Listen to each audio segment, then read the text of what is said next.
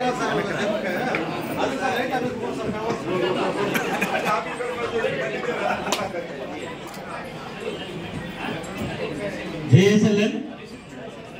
JJSLN super mart slogan వచ్చేసింది అందరికీ. Sir చాలా ఆనందంగా ఉంది. ఈ ఊచర్ మన పండగ వాతావరణం మనకి 10వ తారీఖు అంటేనే ప్రతి ఒక్కరికి పండగ వాతావరణం. ఈ ఎస్ఎల్ఎన్ ఫ్యామిలీలో నువ్వు నేనని కాకుండా ప్రతి ఒక్కరు సెలబ్రేట్ చేసుకుంటున్నాము. ఈ ఆనందము ఈ పండుగ వాతావరణం ప్రతి ఒక్కరిలో ఉండాలి.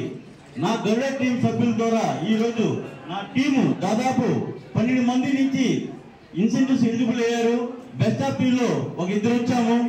మనం తీసుకునేది ప్రతి నెల తీసుకుంటున్నాం. కింద స్థాయిలో మనం ఇప్పించే అప్పుడే ఆ యొక్క విలువ ఉంటుంది. ఇంతకుముందు మన సుధాకర్ టీంలో ఒకరు చెప్పారు, మా సుధాకర్ నిలబెట్టడానికి నేను మా ఆహ్వానిస్తున్న నైట్ ఉండి ఆ యొక్క అచీవ్మెంట్ చేస్తామని.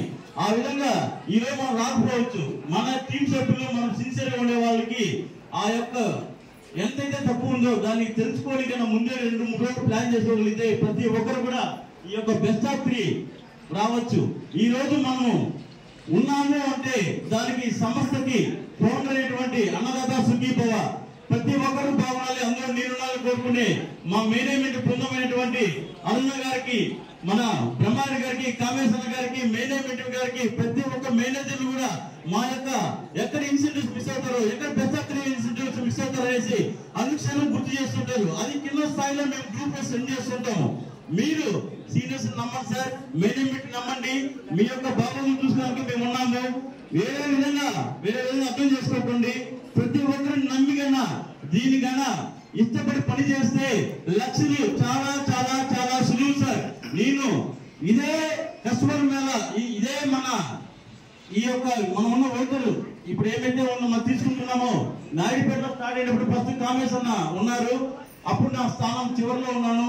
అప్పుడు నేను 69,000 స్టార్ట్ చేశాను. 69,000తో నేను స్టార్ట్ చేశాను. ఎక్కడ మన పార్వతీ వనంలో నాకు 2 ఫ్లాట్లు మా మిస్సెస్ తరపున నాకు లీడ్స్ వస్తే అక్కడ చేస్తే మా అరుణ్ గారు వాళ్ళంతా కూడా ఎంకరేజ్మెంట్ చేస్తూ అక్కడ తీసుకున్నప్పుడు అర్థమయ్యేది కాదు.